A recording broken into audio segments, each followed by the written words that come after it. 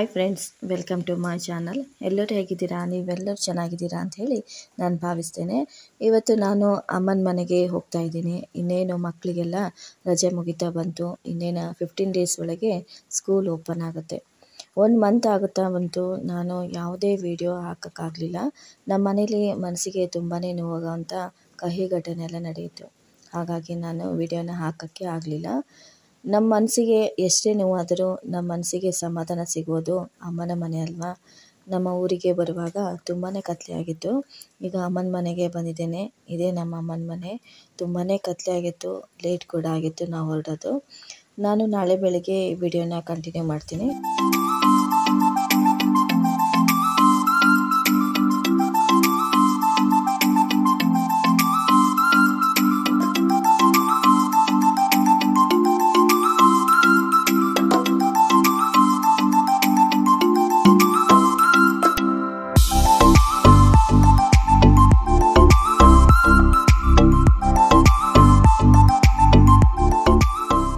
ಅಪ್ಪ ಅಮ್ಮನ ಪರಿಚಯ ಮಾಡಿಕೊಡೋ ಮುಂಚೆ ಅಮ್ಮನ ಮನೆ ಗಾರ್ಡನ್ ತೋರಿಸ್ತಾ ಇದ್ದೀನಿ.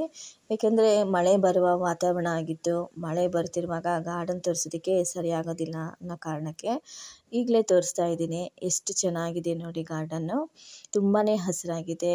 ಎಷ್ಟು ಥರದ ಗಿಡಗಳಿದೆ ಅಂದರೆ ಹಲಸಿನ ಮರ, ಮಾವಿನ ಮರ, ಲಿಂಬೆ ಗಿಡ, ಕನಕಾಂಬರ, ಹಾಗೆ ದಾಸವಾಳ, ಹೀಗೆ ತುಂಬಾ ಗಿಡಗಳಂತೂ ತುಂಬಾ ಇದೆ. ತುಂಬಾ ಚೆನ್ನಾಗಿದೆ. ಎಲ್ಲಿ ನೋಡಿದ್ರೂ ಹಸಿರಾಗಿ ಕಾಣ್ತಾ ಇದೆ. ನನಗೆ ಒಂದೊಂದೇ ಗಿಡಗಳನ್ನು ಹಿಡಿದು ತೋರಿಸೋದಕ್ಕಾಗಲಿಲ್ಲ. ಹಾಗೆ ವಿಡಿಯೋನ ಮಾಡ್ತಾನೆ ಹೋದೆ. ಇದು ಅಷ್ಟೊಂದು ಚೆನ್ನಾಗಿದೆ. ನನಗಂತೂ ತುಂಬಾ ಇಷ್ಟ ನಮ್ಮ ಅಮ್ಮನ ಮನೆ ಗಾರ್ಡನ್ ಅಂತ ಹೇಳಿದ್ರೆ. ನೋಡಿ, ನೀವೇ ನೋಡ್ತಾ ಇದ್ರಲ್ಲ ಎಷ್ಟು ಹಸಿರಾಗಿದೆ ನೋಡಿ. ನೋಡ್ತಾ ಇದ್ದರೆ ಇಲ್ಲೇ ಇರೋಣ ಅಂತ ಅನಿಸುತ್ತೆ. ಅಷ್ಟು ಖುಷಿ ಆಗುತ್ತೆ. ತುಂಬಾ ಚೆನ್ನಾಗಿದೆ.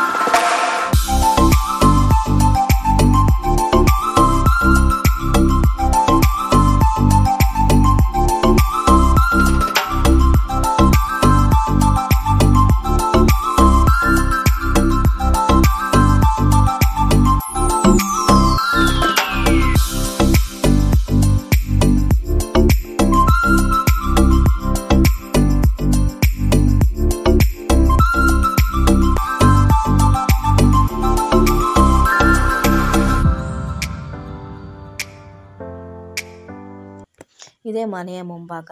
ಇವರೇ ನನ್ನಪ್ಪ. ಇವರಿಗೆ ನಾನು ವಿಡಿಯೋ ಮಾಡ್ತಿರೋದೇ ಗೊತ್ತಿಲ್ಲ. ವಾಕ್ಗೆ ಹೊರಟಿದ್ರು. ಮಳೆ ಬರ್ತಾ ಇಲ್ವಾ ಅಂತ ನೋಡ್ತಾನೆ ಇದ್ದರು. ಅಂದರೆ ಮಳೆ ಜಾಸ್ತಿ ಆಗುತ್ತೋ ಇಲ್ವೋ ಅಂತ ಹೇಳಿ. ಅಂದರೆ ಅಷ್ಟು ಒಂದು ವಾತಾವರಣ ಆಗಿತ್ತು. ಇನ್ನೇನು ಮಳೆ ಜೋರಾಗಿ ಬರುವ ರೀತಿಲಿ ಇತ್ತು. ಅಂದರೆ ಆ ಥರ ವಾತಾವರಣ ಆಗಿತ್ತು. ನೋಡ್ತಾನೆ ಇದ್ದರು ಹೊರಗಡೆ ನಿಂತ್ಕೊಂಡು. ನಾನು ಅವರಿಗೆ ವಿಡಿಯೋ ಮಾಡ್ತಿರೋದೇ ಗೊತ್ತಾಗಲೇ ಇಲ್ಲ.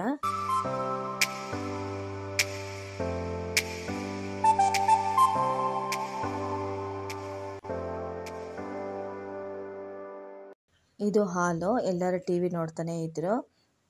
ನನ್ನ ಮಗ ಕೂಡ ಅಲ್ಲೇ ಕೂತ್ಕೊಂಡು ತಲಹಟೆ ಮಾಡ್ತಾನೆ ಇದ್ದ.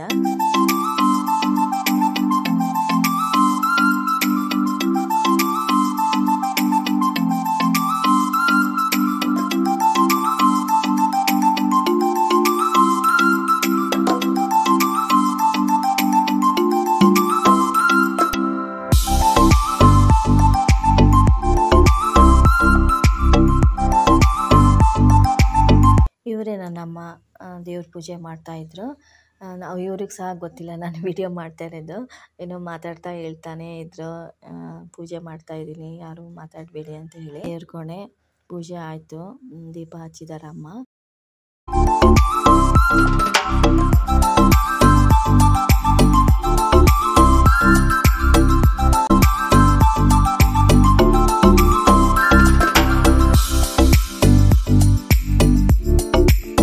ತುಳಸಿ ಪೂಜೆ ಕೂಡ ಅಮ್ಮ ಮಾಡಿದರು ನೋಡಿ. ಇದೇ ತುಳಸಿ ಕಟ್ಟೆ, ತುಂಬಾ ಚೆನ್ನಾಗಿದೆ.